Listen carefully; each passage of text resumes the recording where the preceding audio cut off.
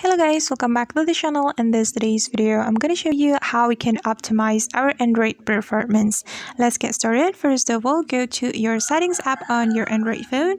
Then you have to find battery and device care, and it's over here. Just tap on it. And if you want to optimize your Android performance, you can click on optimize now. But since this Android has been optimized, so I can't click this optimize button. And we can also optimize the memory by clicking on this memory button right here. And we can click on clean now. All right. And we have to wait until 100%, guys. Okay guys, and that's how we can optimize our Android performance. I hope this video will be helpful for you. Thank you so much for watching, and if you find this video is useful, don't forget to hit the like button, leave your comments, and also subscribe to this channel.